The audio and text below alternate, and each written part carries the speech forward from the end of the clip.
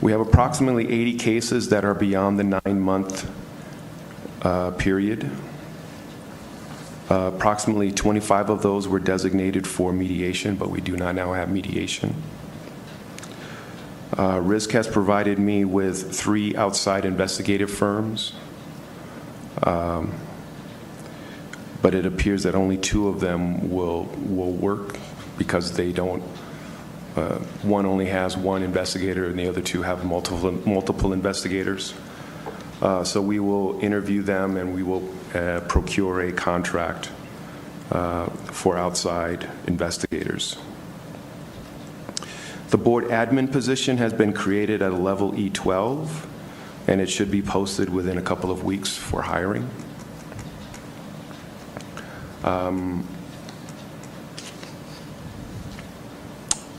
And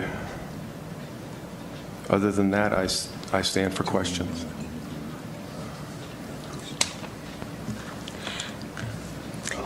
Yeah. Start out.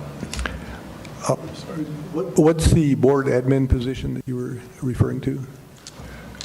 The agency is going to be hiring a full-time admin to support the board. So you will have an admin solely dedicated to the board. Thank you. And what will be our involvement in that hire? I'm sorry, Chair Waits, Member Fine. As we've done in the past, if any members want to participate in the interviewing process, we will keep you appraised.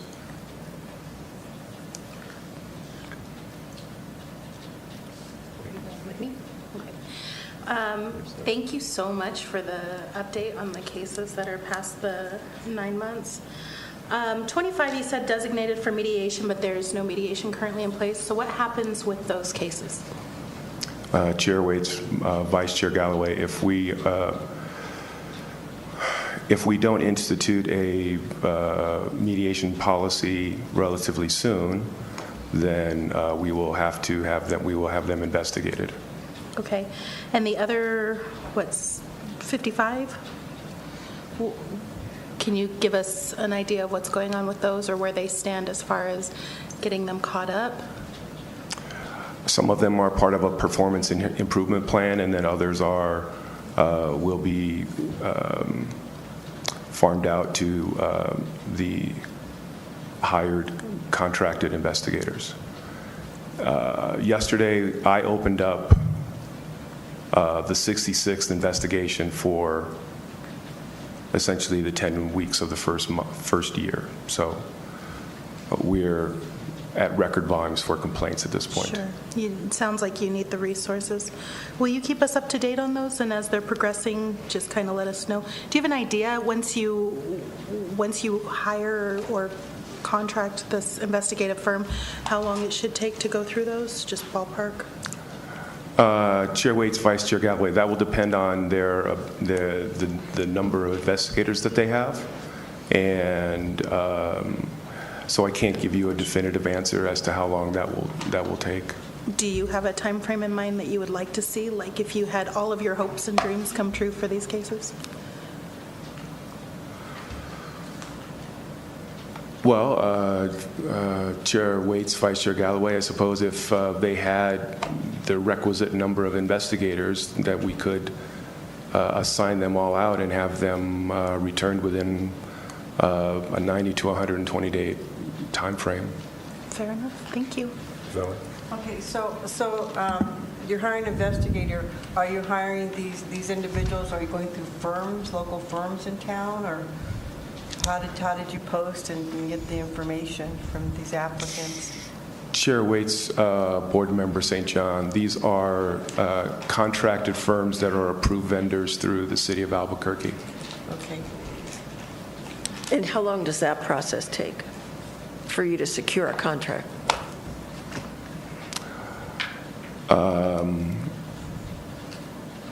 It's your first time Chair out Waits,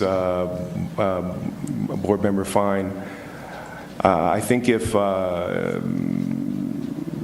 recent, I think it would probably take us 6 to 8 weeks to procure a contract, to go through requisitions and all that. Jeez. Okay, so 80 cases, 55 are part of a personnel action and 25 are assigned to mediation? Chair Waits, Member Van Deventer, no, I did not say that. I said of the 80, approximately 25 were designated for mediation. A portion of that 55 are in a performance improvement plan. Okay.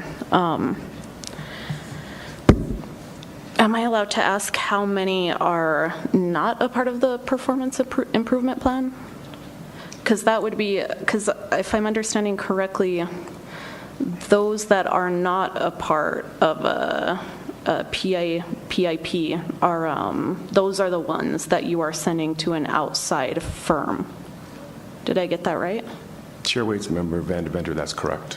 Okay, so roughly how many cases roughly are we contracting out?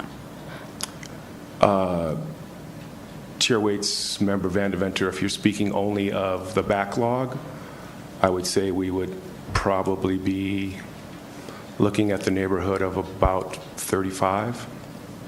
Okay, and so these are from the year, these date back to 2015, is that correct? I'm trying to square that with the presentation you made most recently about the backlog. I believe it began in 2015, am I mistaken? Chair Waits, Member Van Deventer, no, it's 2016. Okay.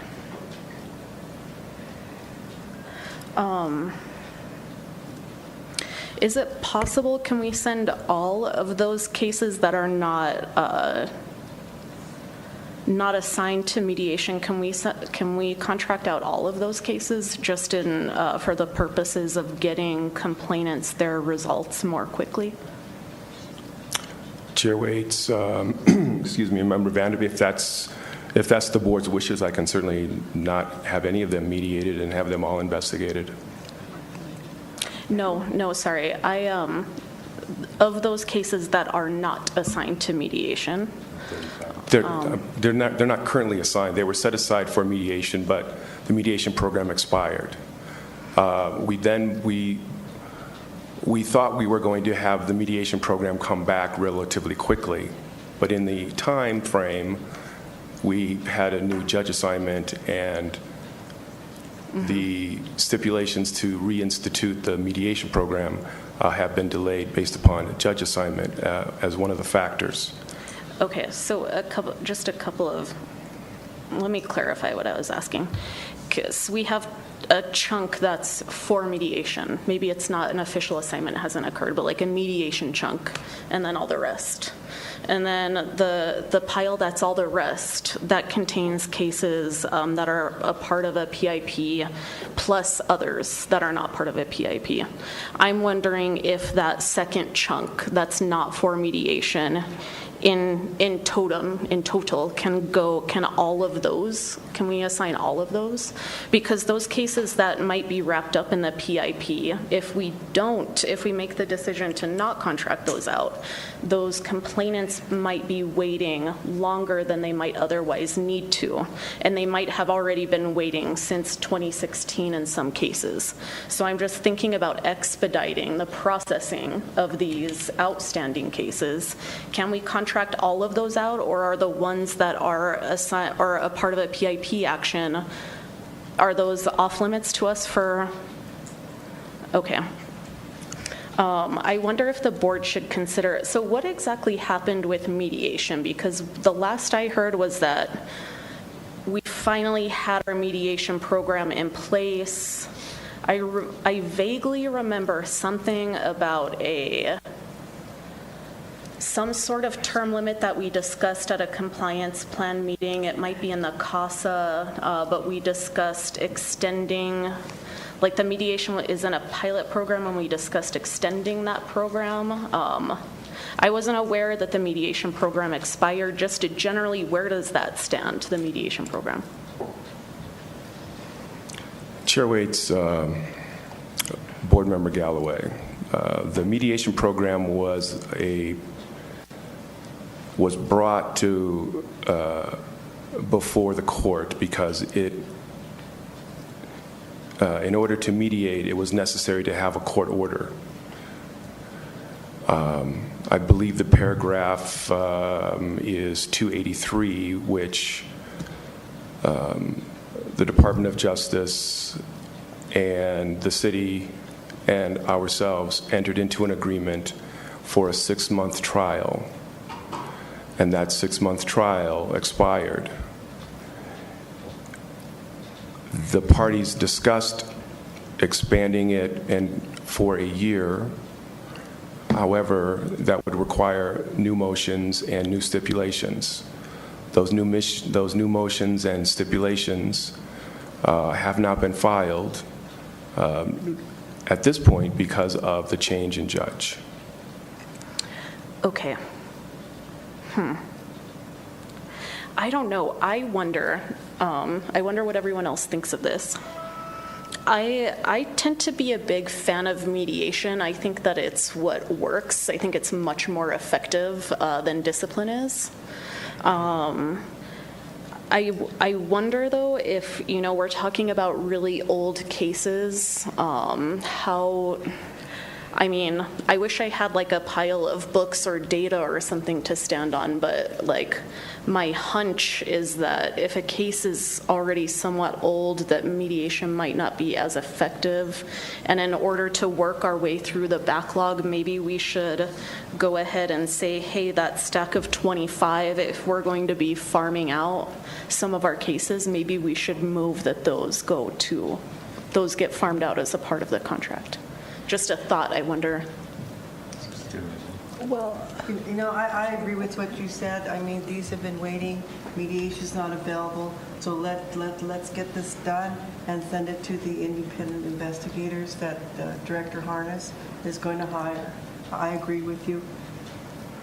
What do you think? I tend to lean that way too, but I guess prior to that conversation is when we had a meeting of the parties at one point and the stakeholders, I want to say maybe within the last 3 months, 2-3 months, there was a conversation about the mediation program that took place there.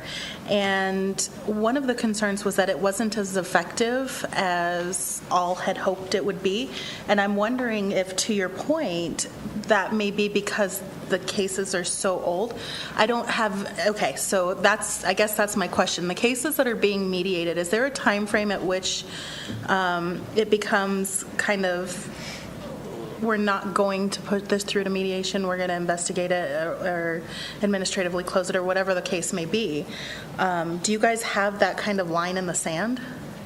Chair Waits, Vice Chair Galloway, no, we don't. And if you recall the standards for mediation, these are very minor issues that would be eligible for mediation even in the first place. So I don't know what the time frame is for Judge Browning to come up to speed. That's an issue that's on the agenda this evening. And certainly we can forego even attempting to mediate those cases and simply have them go to the investigators.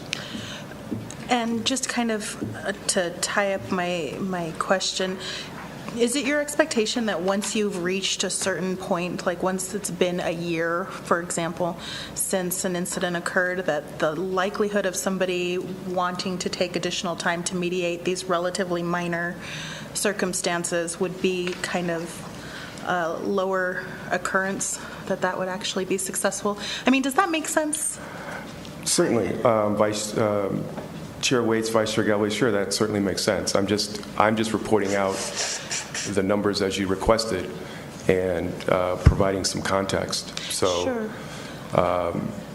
This is I think that if we continue at the volume at which we continue, even bringing mediation back, I believe we're going to have to continue to have the use of the independent investigators to prevent a backlog. Okay, well, that will go into it. So this is not in any way, these questions are not in any way a criticism of what you reported out. This is a thinking forward and how can we mitigate that kind of a backlog if we have that again, and also up the chances of a successful mediation program. But also, if we're going to find ourselves in a perpetual state of backlogged cases, I would be curious to have you kind of crunch the numbers for us and see if it is more or less expensive to just hire another investigator or two and conserve those resources versus farming somebody out. Something to think about in that process. Chair Waits, Vice Chair Galloway, as I believe I reported out, maybe not last month, but the month before, ISR is going to be doing a work study for our investigators and our investigative timelines. Awesome, thank you. Well, that's okay. Well, she kind of repeated something that I was going to say, but and I understand where you're coming from, but we really, it's just a guess. I mean, I've seen people 2-3 years later at my previous job at the DA's office, they want their case done. So I really think it's just a guessing game. Well, we just heard from the 911 call center manager, and they call people back. So, it may be a point, if it's not going to be for 2 months from now, to send them a letter and say, here's the thing, we have this slated for mediation. It's probably going to take us 2 more months to get that done. Do you want to, if we're going to assume you want to proceed unless we hear otherwise from you, and give them a chance to opt out. Could you just give us an example of a typical backlog case? And I mean, what are the circumstances that create a typical case, if there is such a thing?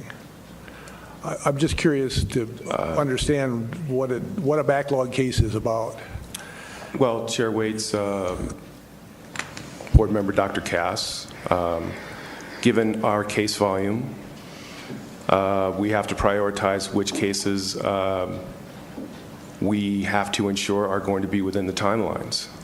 So certainly the severity of the case and what is involved in that investigation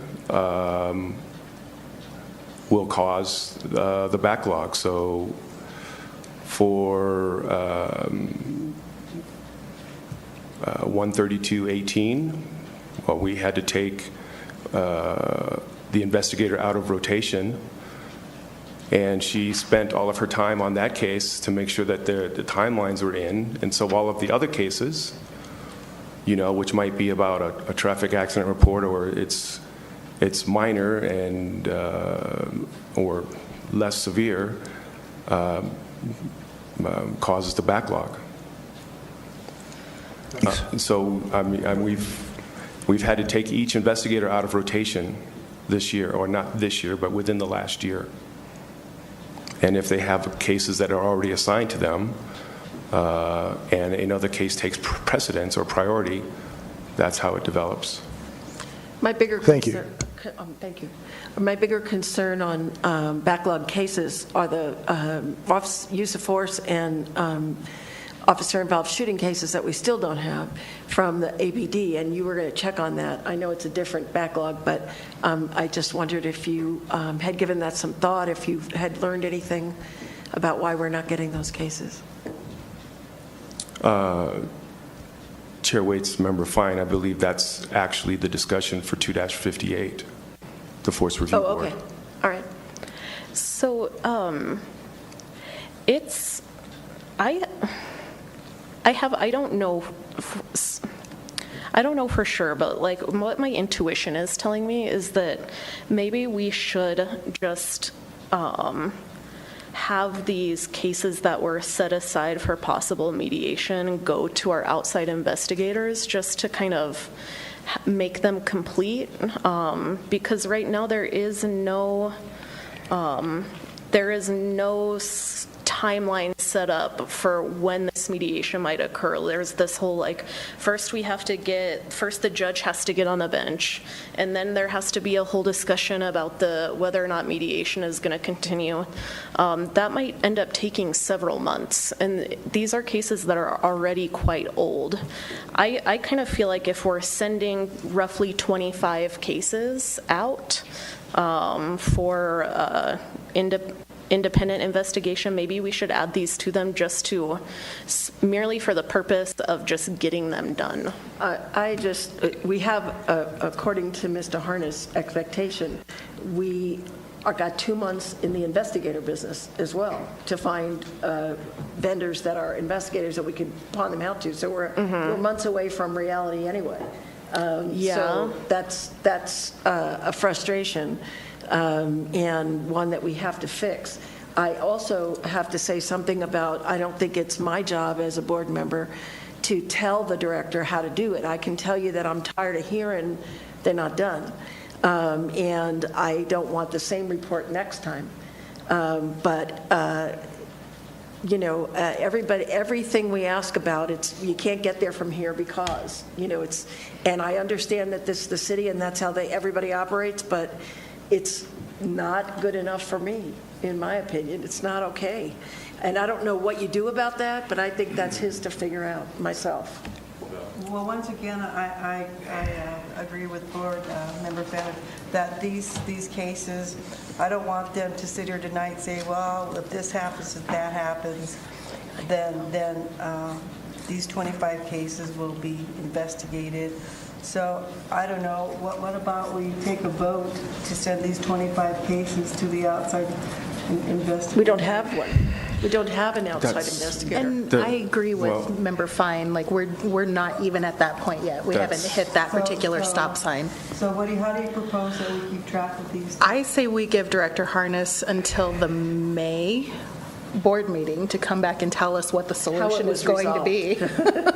How it was resolved. I don't even know how it's resolved, but what the solution's going to be. Are we going to mediate these or are we going to farm these out? I just think it's micromanaging, I do.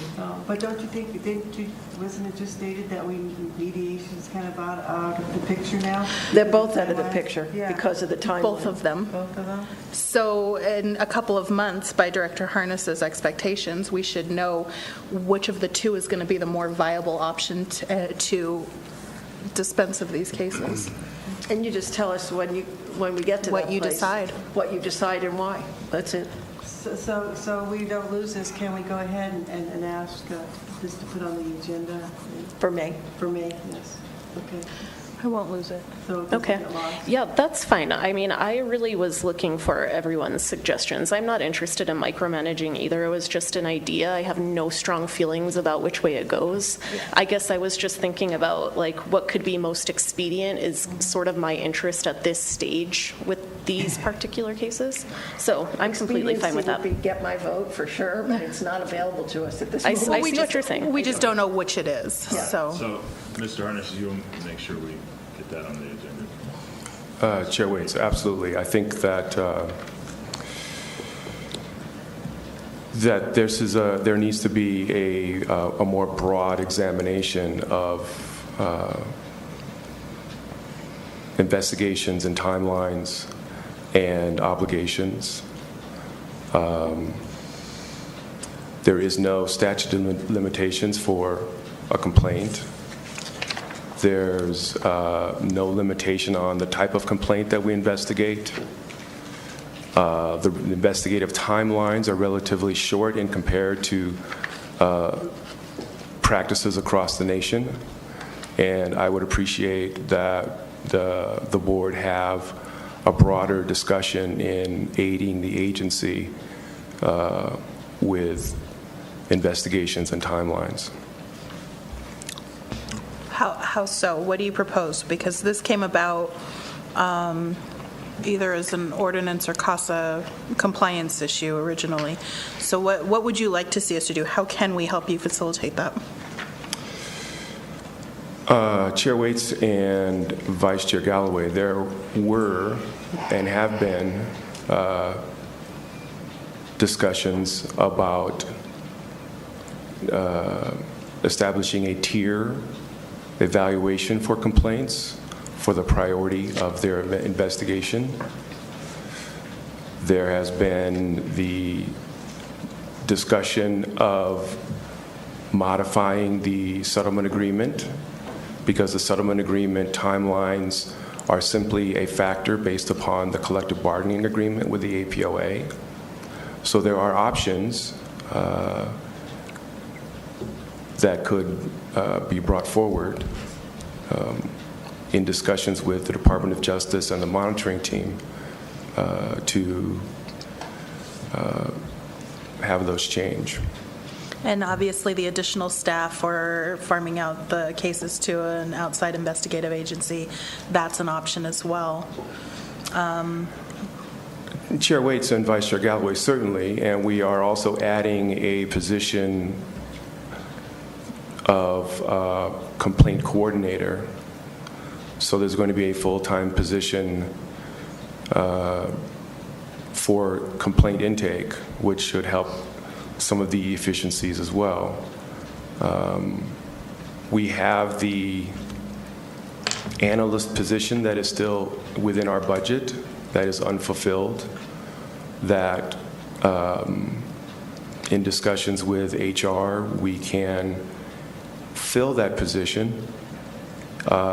We simply would change the job description to match the needs of the agency, and then we would continue to have a services contract for the data as we do now. Thank you. So earlier you brought up 132, and I wanted to circle back with you on this case because at the last meeting we requested that you, we made a motion that you request the IA file so that we could review it and understand the non-concurrence letter. I had complained that it just, there just wasn't enough context for me to understand what was happening in that letter. Can you provide us with an update on that, please? Chair Waits, Member Vandeventer, the request was sent to Internal Affairs and the Chief, and I understand that they're formulating a response, but I have not received it yet. It was my understanding that we were going to talk about that in case review, that we were going to, the next case review meeting. Oh, is that what it was? It's supposed to be on the agenda. Yeah, it's on the agenda my for the case apologies. review. Yeah. I didn't realize that. To discuss that with Mr. Harness, and so that we can understand it and bring it back to the board. Okay, I didn't know. I was just trying to make sure we didn't lose track of it. I didn't realize that was happening. You're right. I mean, we did talk about it, and Okay. we do need to get through that. Thank you. And then one last thing is, following up on, in December, we sent 132 back for a second time for further investigation of specific items. On February 7th, I asked you for a status update about that, and you said that the file was not in hand, that it was still with the chief, and that you would advise that it, when it came back into hand. We got the chief's non-concurrence memo on January 15th, which would indicate that that the chief was done with our file by then, and that we should have it back now that we're 2 months out from that date. Can you give us a status update on that, please? Chair Waits, Member Vandeventer, I do have the file back, but it came back after the chief's non-concurrence memo because there was an appeal of the findings of the CPOA for the sustained officer, and there was a pre-disciplinary hearing that occurred. So at this point, we do have the file back. So we'll be ready for case review. Okay, is that what we should expect for the remainder of the investigation to occur, and then for that to go back before the case review subcommittee? And like, if so, on what sort of timeline? Next meeting, or will it take a couple of meetings? Chair Waits, Board Member Vandeventer, at this point, I'm not sure when we would have the investigation to resubmit to the case review committee. But we'll have it on the agenda to talk about the non-concurrence letter. Chair Waits, Member Fine, yes. I provided some months ago the findings from the I-file and a detailed listing of the SOP violations. I did that report to this full board, the differences between the I-file and our file and our findings. And I provided those findings, and I will be prepared to discuss them again at case review. But, This is so annoying. I mean, okay, but that was just a part of that request we made when we sent the case back for further analysis. And this is not the first time we've discussed this. I mean, are you going to comply with our request to investigate certain matters further, or, I mean, or what? Where does this go? Chair Waits, Member Vandeventer, I have not said that I would not comply with your request for reinvestigation, and we will do that. Okay, that's great. I look forward to it. Thank you. Okay. Any other comment or questions? We're going to talk about the other backlog in two, what'd you say? What was the item on the agenda? 258. Okay, thank you. Let's move on and close this up. He's not done, he's got the 258s right there. Yeah, that's where I was going to go with it. Chair Waits, Honorable Board, last week I provided you a copy of, I'm sorry, 2 weeks ago you were provided a copy of the PPR version of the past, the version that passed PPRB of 2-58, the Force Review Board. As I pointed out, it did not include a mechanism for this board to review what will be level 3 uses of force. So members Galloway and Vandeventer requested that I draft a recommendation for the policy. So earlier this week, I forwarded to you my recommendation. My recommendation is 2-586B, paragraph B7, shall read that the Force Review Administrative Lieutenant or designee provide copies of the FRB investigation presentations and FRB report to the Civilian Police Oversight Agency Board within 15 calendar days for their review.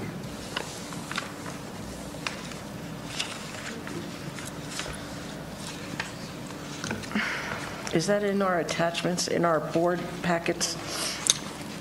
Member Waits, Board Member Fine, it is not.